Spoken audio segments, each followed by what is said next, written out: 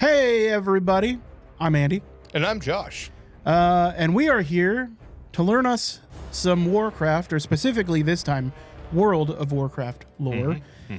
Recently, Blizzard announced the new expansion, a new series of expansions, the World Soul Saga, and they threw out the new trailer for The War Within. Man, that trailer was awesome too. That trailer is awesome. And, you know, that kind of, I think that sparked a fire in Josh's loins. It did. Deep in my loins. I need to know who some of these people are. What the heck's a thrall? Right, yeah. You know, what's an Anduin? Yeah. I mean, you know some of these guys from like Hearthstone. You played quite a bit of Hearthstone back in the day. But I recognize names, but I don't know who any of these people really are. And then at the end of that video, there's just this big ass sword sticking out of the mountain. It was like, right. What's that about? Yeah. And then at the end of that, it's like, did orcs just come out of did they really just come out of a fucking portal? Yeah. And so like, I realize I know almost nothing about the World of Warcraft, despite dabbling, which is funny in it a little bit.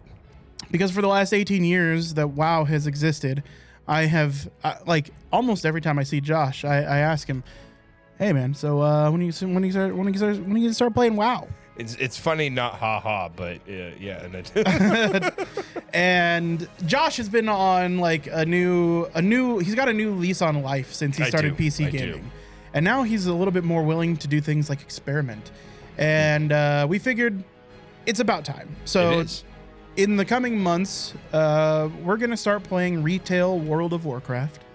In the next couple of months, because honestly, he's busy with some games, I'm busy with some games, and I fully intend on doing WoW Classic, oh my god, the seasonal one, the Classic Plus, and maybe dabbling in some hardcore, so which I'm a little bit late on the train for, but to be honest, like, I've been in kind of a gamer rut, so that'll happen soon. Well, anyways, we can only recently spend money on Blizzard stuff again.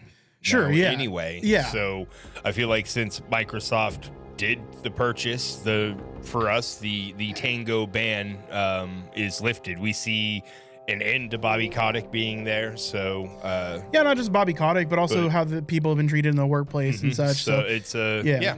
So we can make a little bit of a change there. Yeah. So we are live right now on Twitch. I think we're going to make this a series. Every other Sunday, Josh and I are going to get together and we're going to watch some lore videos. We're starting with WoW Patch 1.1, The Humble Beginnings of World of Warcraft, Complete History of WoW from Bellular. If you're a WoW fan, you know who Bellular is probably.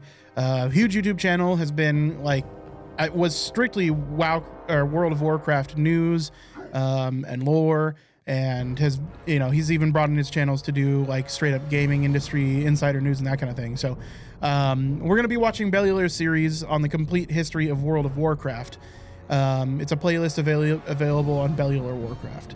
That's where we're going to start. I know that it is the particular giant whose shoulders we're going to be standing on is Bellular. Bellular. All right. That will be to start. We were gonna look at Novel, and I know a lot of you were probably thinking like you should really start with Novel 87, and I agree. But the chronological order playlists of Warcraft lore are immense. He's got like 140 hours worth of Warcraft lore. The Arthas lore video is like 3 hours and 40 minutes long by itself, and while he doesn't faff about, he gets straight to the point and delivers lore efficiently. It seems granular. It does seem like it's on a granular level. Yeah, big time. While that is exciting, I don't know if that's for when we do a deep dive on Arthas, that might be the thing that we we need to pull from and look at. And even maybe if we want to go character specific, like, dude, that character's fucking sick. At that point we can maybe take a moment to, check out a character or, a specific zone or something like that within WoW. And we are starting with WoW. We're not starting with Warcraft because I honestly couldn't find like a succinct playlist for the Warcraft lore before World of Warcraft. And I know that there's a lot. You know, we're not talking about the sundering of the sun well or Azeroth. We're not talking about the first war the first war, or even earlier, the incursion of Sargeras to Azeroth, or we're not talking about the Eridar. We will be talking specifically about World of Warcraft to begin, because I think this is a good starting point, because we are playing WoW. And if we really do want to deep dive to earlier, if you guys could help us in suggesting absolutely great lore videos that are succinct and in a reasonable time, less than an hour, to get like a good dense amount of subject matter in there, I'd really appreciate it. Throw that in the comments down below if you could. But yeah, again, we are doing this live every other Sunday on Twitch for the time being. That is our schedule at the moment. So if you guys want to watch with us live, we do have chat enabled. It'll be available on the video. Join us, especially if you have recommendations. It's probably the best way to like chat with us. Yeah, of course. Absolutely. Or you're just curious like I am about what the heck is going on in WoW. Maybe you've been thinking about playing and you want to know a little more about the history, or you've been playing and you just want to know more. I'm excited to learn. And I think there's a lot of people just like you, where they've always been excited to get into World of Warcraft or thought about it. And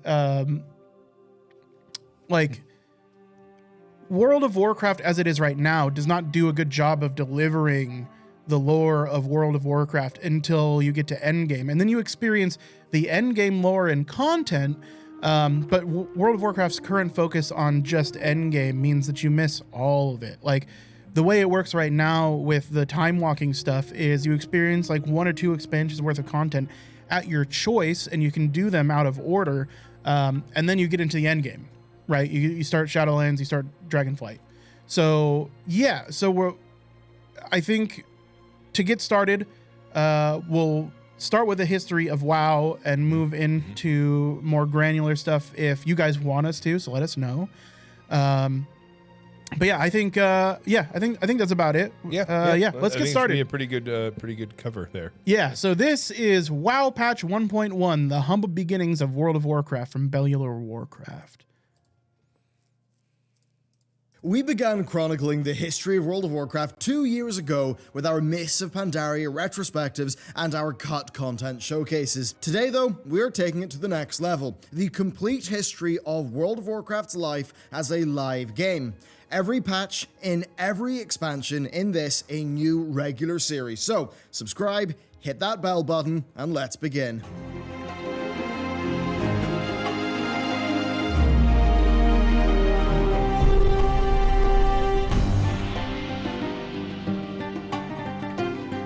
Release day, patch 1.1. Excitement, wonder, and perhaps a little bit of frustration. After all, that install process took 5 CDs. Once you had the game finally installed, though, you were greeted with that exceptional opening cinematic, your server selection, and character creation. A screen that many were stuck at for hours as they looked at online random name generators and tried to come up with something. And after all that was done, you were off on your way to Azeroth. And despite being released, this was not the first version of Azeroth. The game had went through an extensive beta testing cycle, and as such, its launch patch 1.1 had huge changes, with the first hitting players as they made their characters. Racials. First off, adding to how difficult it was to decide on a character, racial traits and abilities were introduced with this patch. Prior to this, the races in the game were only separated by their base stats, something that had been a staple of RPGs in the past. After all, we'd rather be punched by a gnome than a tauren. Now, due to the power of these new racials, back in 1.1, players absolutely could make the wrong choice, although for many, the difference in racial abilities was overshadowed by the fantasy of playing the character that they wanted. At this early stage in World of Warcraft's life, endgame had not even been reached, so min-maxing just was not on people's radar. Yeah, 5% int for being a gnome, that was great, but hey, some people had standards. In reality, the racial traits did feel quite major though, and they would go on to add a lot of flavor to people's choices. Gnomes having escape artists to break through roots and snares made them feel like the slippery little gits that they are, while undead had access to cannibalize, allowing them to heal out of combat by eating corpses. Grotesque, yes, but those little things really did help define the experience of players. Now sure, there were some less interesting racials, but even they did manage to guide players towards certain fantasies and playstyles. Giving Tauren a bonus to herbalism did not amount to much of a gameplay benefit, but because it primed many Tauren players to pick herbalism, it would reinforce the idea of them being a race of gentle, flower-picking people.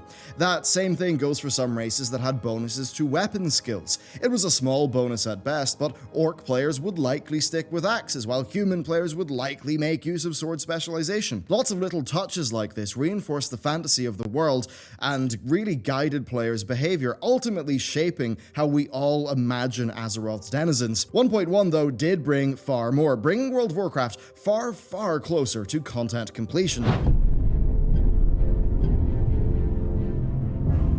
Patch 1.1 added a Nyxia's Lair and Molten Core. Mostly, instead of having full loot tables, they actually dropped placeholder gear at this stage, and this does suggest that Blizzard knew it would take quite a while for people to reach the end game of World of Warcraft. After all, these raids were mysterious end game areas that required completing pretty major quest lines to actually enter. Many players weren't even sure what a raid was at this stage, and despite being available from launch, the first raid boss to die, Molten Core's Lucifron, wasn't killed until the 20th of January. That's over 2 months after World of Warcraft launched. And while Nyxia herself did fall on the 30th, making the first raid complete, Ragnaros would defend the Molten Core until the 25th of April. A pretty massive time as compared to today's raid bosses. Gearing up and completing raids really was a long-term goal in this era, and I think those timelines really do show it. Patch 1.1 also added a ton of quests across the world, with both the Eastern and Western Plaguelands seeing major additions. Then also, prior to 1.1, the Horde really got the short end of the stick, as both Ashenvale and Desolace were, well, desolate for them. 1.1 changed that, greatly bolstering the Horde questing on Kalimdor, giving them a lot more variety than just shades of red and brown. Going from Durotar through Barrens down to Thousand Needles and then into Tanaris, well, that would have left some unfortunate players staring at dirt and dust for weeks. The Barrens, of course, being so central to the Horde is what defined a significant portion of early leveling for those players, and we all know what Barrens chat was like back then. Do you know what he means by what Barrens chat was like back then? No. What is he talking about there? So, the Barrens chat, for some reason, on every server, like this was universal, was just full of Chuck Norris jokes, which were like the thing at the time. It was just Chuck Norris jokes. I mean, there was a lot of chat and stuff like that happening. Like, it was, at that time, WoW was an extremely social game. Like, as much as you spend time questing and grinding, you also sat in the safety of a local inn, you know, in the Barrens or in Booty Bay, and just discussed things with people in local. So, yeah, that's kind of crazy to think about, because when did 1.1 launch? So that was, if I remember right, 1.1 launched in like late 2004, early 2005. Okay. Yeah. Yeah, I mean, you. So that's kind of crazy to think about, because that's when online gaming really just started. It was in its infancy. Like a lot of people didn't have broadband yet. Like I was fortunately really early in getting broadband, but most of the people that I knew didn't have high-speed internet connections. So, and you know, when we're talking high speed, we're talking 1 megabit per second is where we started. And there wasn't like you didn't really have chat either, voice chat. Right. Voice chat really wasn't a thing at that time. So it was a lot of typing, and it was a lot of like interacting with people in game, because there was no like, other than guilds making their own forums or guild websites and that kind of thing, there wasn't really, other than the World of Warcraft there was forums, no Discord. There was no Discord. Yeah, there wasn't even a like Ventrilo, TeamSpeak. I know some people use TeamSpeak, but if I remember at the time, you had to pay to have a server that could hold, like, if you wanted to do like if you want to do Ragnaros and you want to, it's a 40-man raid, right? And if you wanted to do Molten Core, and you wanted to have 40 people in a voice chat, if I remember right, you had to pay for a server that was more than 10 people or something like that. So very few people were like willing to do that. There were some guilds that did it, and some people that brought their money together and that kind of thing, and would have TeamSpeak. But that was really few and far between. Like directions were given in chat. People had macros that would tell you what to do in chat. Like that's how you raid. That's how somebody would lead a raid, was in the chat box. And it was a very, very different game at the time. Well, like, I mean, honestly, just kind of thinking about what we in modern gaming take for granted, like trying to play I guess not the first massively multiplayer game, but definitely like the first to really break the mold or to define the mold. Well, I mean, remember when you first started learning how to redo your keybinds? Yeah. Imagine if we hadn't been in Discord and I was having to type to you step by step like how to do goodness. that. Right? Wow. Because it's your first time dealing with the WoW interface. Yeah. And your first time in an MMO, right? Like you've never been able to change where your abilities are on your hotbar, right?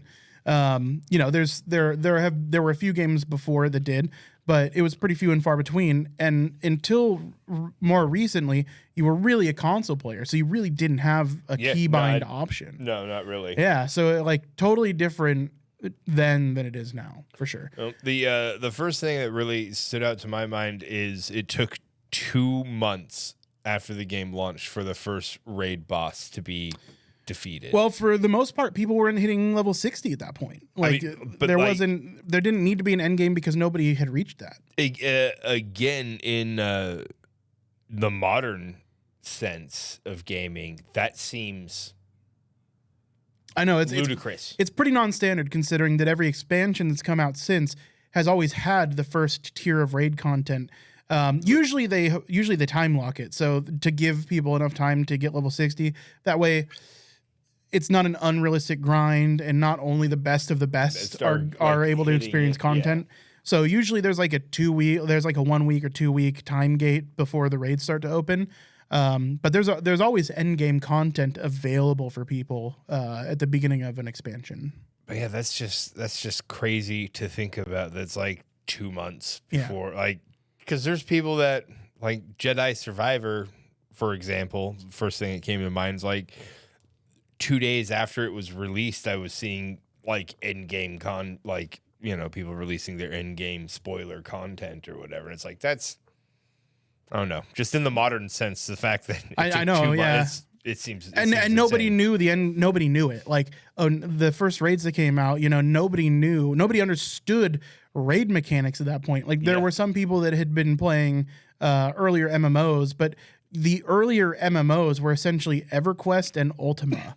And Ultima didn't really have raids, so to speak, like WoW does. And while EverQuest did, they weren't nearly as complex, no matter how simple the raid mechanics nowadays seem to be from old WoW content. They weren't as complex as WoW's at one opening point, raid this content. is, like you said, like the idea of trying to lead a 40-man raid without voice chat. Yeah. Like, no, I remember the first time I learned that I couldn't, like as a mage, one of my spells is polymorph. It turns something into a sheep, and as long as it doesn't take damage, for like 60 seconds, it just roams around and does nothing. So it's out of the fight. Very important spell to have for crowd control. And I learned what CC and crowd control meant in WoW, right? But so I knew, okay, nobody hit that guy. I'm gonna sheep him, put an icon above his head to denote that he's gonna be sheeped. Because that's what you call it generally, like colloquially. You don't use polymorph. It's just way easier to say sheep. I'm going to sheep that thing. And I remember I was in Skullman's, one of the original classic vanilla dungeons, but it's a near endgame dungeon. When I learned right then and there that you can't polymorph undead. That information was out there, but like it. But yet it wasn't just as readily available as that kind of information just is now. It was a completely different scene, man. Wow. So yeah, totally different. So that's crazy to think about. Yeah. So this video seems to be talking mostly about like the the patches and what happened in the patches. I thought these were going to be a little bit more WoW lore. It seems like they're doing story. Patches. I thought we were going to be a little more story related as well. I don't know if we'll give this series a chance to get to turn into that. So we'll watch a few of these videos. If they don't turn into that, then we'll pivot. And unless people that are watching are really interested in this content, which we can always come back to. But if they don't go lore specific, we might dive into something else further on down the line. But we'll give Bellular a few videos because he's done lots of lore content. So it's interesting to see that we haven't started talking about lore and we're just talking about current content. But we still have 10 minutes left in this video. There might be some early WoW lore. We'll find out here shortly. If you didn't experience it, well, I think you know its reputation. Patch 1.1, as well as adding things, also removed a lot of failed beta experiments. Blizzard had many ideas for the game, and not all of them were winners. To begin with, they replaced the Tauren's plains running ability. Now, this was basically just a ramping move speed increase that Taurens had in favor of learning a mount skill. As they ran, they would get faster and faster until they reached the appropriate mount speed after 10 seconds. So, real quick about this one. Plains running was still in the game when we started playing WoW. That's me, Nick, Russ, people that we all know from our podcast.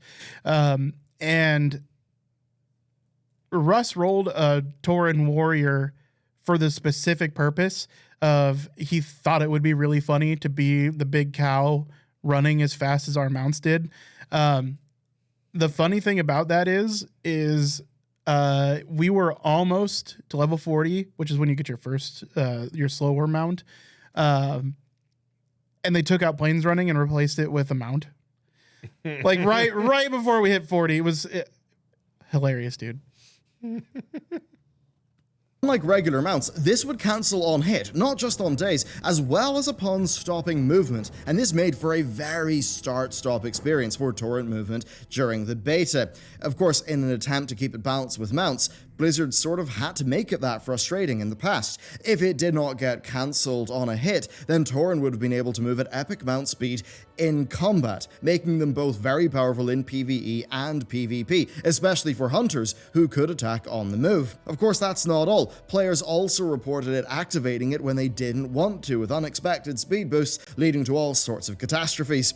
It's a bit of a shame they couldn't work out the balance of this because it definitely was a unique thing for the Tauren. While the Kodo mounts that they added as a replacement look fine and do fit the Tauren well, you really can tell they were late additions to the game, as mounted Tauren were not taken into consideration when Blizzard made doors. In fact, the Tauren themselves were so large that they could not jump through the window to get into Molten Core. They instead had to use the entrance located at the back of the Blackrock Depths. That's far from all that they removed, though. Next, we've got a glance at one of the potential missteps that Blizzard swerved away from at the last minute. They reduced the durability loss from combat and added the 10% death penalty to make up for it. Now, before this, there was no death penalty beside having to corpse run, although they did toy with XP loss early on in the beta. On that front, they also changed the spirit healer behavior. Now, we've all been there before. You're exploring an area, you shouldn't get into it, and a mob crushes you. The trek back would be time-consuming and awkward, so you would begrudgingly accept the summoning sickness. Though, in patch 1.1, summoning sickness's duration scaled with your level beyond 10 minutes, and it did 100% damage to all of your gear. Sounds rough, doesn't it? Well, before that, instead, it removed a chunk of your experience. Most MMOs in this era did punish death in a decently hardcore manner, removing either experience or items. World of Warcraft actually broke this convention by only punishing you with a little walk. For an example, Final Fantasy XI would remove chunks of XP on death, resulting in players having to re-level if they died too often. World of Warcraft absolutely was a game designed for casual play at the time as compared to its contemporaries, even though it did have high time requirements that make a lot of modern players maybe think that's a bit hard to believe. This, for sure, contributed to why World of Warcraft has been a household name for over a decade. It was pretty easy to get into and very easy to keep on playing. Then for general changes, this patch removed the spear weapon class, renaming it to polearms. They must have figured that using only spears was too limiting, and instead they wanted to use a more catch-all term that would include things like halberds and glaives. The classes that could wield polearms in this patch were the hunters, paladins, and warriors, although, like with many classes, they had to find a trainer to teach them. Given that polearms had been underrepresented in the game and the animation set for them never really made sense for a spear or a polearm, this seems like an unimportant change, but it does let us know what Blizzard were thinking at the time. Of course, many lamented the inability to wield a one-handed spear along with a shield for a particular brand of warrior fantasy, and there were other beta casualties, such as rogues no longer having a buckler. Yeah. Now, on the topic of gear, patch 1.1 also removed the ability to swap armor in combat. Now, before this, anything could be worn or taken off. Vanilla was full of really interesting and sometimes unintended weapon swapping behavior, like warriors swapping weapons along with stances and rogues initiating ambush with a dagger, but then changing for a slower weapon before the damage calculation happened. More generically, this enabled offhands and on-use effects to be swapped in, activated, and then swapped out, like the Skull of Impending Doom. Now, this one was just wild, particularly in PvP. You see, it would do some self-damage, and that would potentially break a polymorph. Then you would get a 60% move speed buff for 10 seconds. Now, imagine you're a mage, you've polyed somebody, you've blinked away, and suddenly they're running at you at 60% move speed. If it wasn't removed, armor swapping, in addition to things like that, also would have given players the ability to just get naked right before they died in order to avoid durability damage, something that would have made your corpse finding travels a little bit more awkward. Now, this could have enabled some very interesting mechanics, but I think it's quite clear that armor swapping would have been far too much. Honestly, this might have even resulted in tanks carrying tank and DPS gear and swapping in between them in time with boss swings for their own ability usage, which would have been wild. That would have been nuts. That would have been the highest DPS in the raid. 1.1 also added paladin and hunter talents. Yep, these were unavailable until the last second. While I don't believe either of the classes were noticeably worse than others, this does show the kind of timescales for implementation that we're working with when it comes to vanilla. Blizzard were right up to the wire with so much of the game, really core fundamental parts of the game, and really at this stage some classes needed a lot more love than others. In fact, this patch significantly changed paladins across the board. They renamed the seals to Blessing and then added new seals, removing some of their auras like Healing Aura, but splitting Resistance Aura into separate spells rather than just being one combined.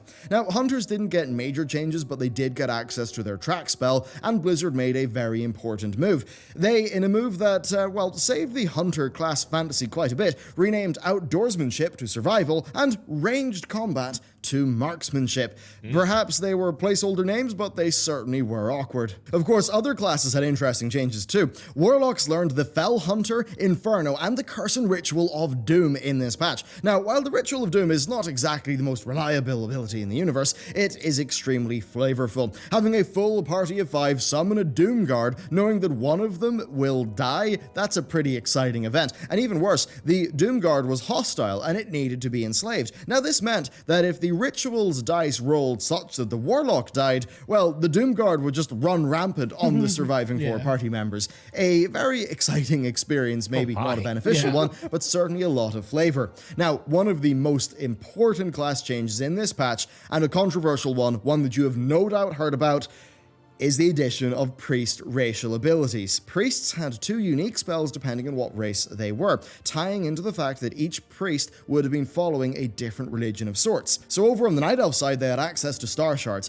a weak version of Starfall that could channel on a target for damage, and then a Loon's Grace, a 20% dodge cooldown. Humans had access to Desperate Prayer, a small self-heal, and Feedback, which was a cooldown that damaged and burnt the mana of magical attackers. The Undead had Touch of Weakness and Devouring Plague, whereas the Trolls had Hex of Weakness and Shadow Guard. Most of these spells were little bits of race-themed flavor, but there is one that stands above the others, quite significantly. Dwarves, in addition to having Desperate Prayer, had Fear Ward. Now, Fear Ward was a buff that protected against the fear effect. It lasted for 10 minutes and it had a 30-second cooldown. And yeah, that one is just wild, especially given how powerful and common fears were in both PvE and PvP. This was just an insanely useful spell, and while the Alliance and the Horde had tons of contention over their faction differences, Fear Ward was one of the biggest talking points. Yeah. Dwarf priests had this perception of just being the best priests thanks to this one spell, even though the other priest races did have their own advantages.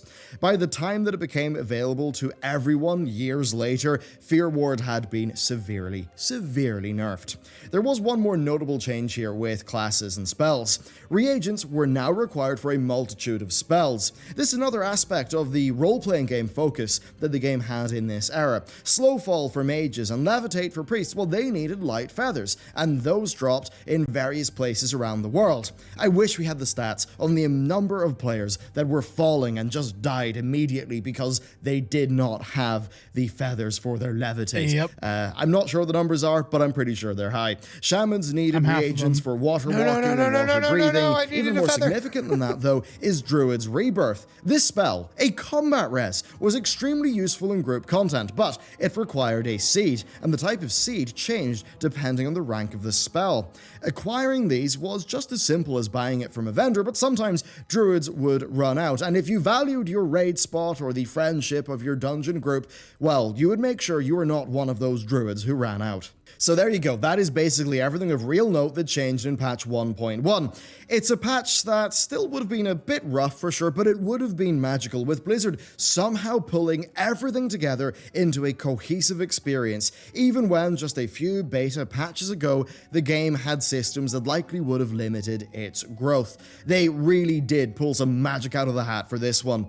It really is incredible how much World of Warcraft changed in its final period of beta development, but we're soon going to see how much World of Warcraft changed as a live game, because patch 1.1 by no means was a complete version of vanilla World of Warcraft. Classes were spotty, loot had its problems, features like Battlegrounds did not even exist yet.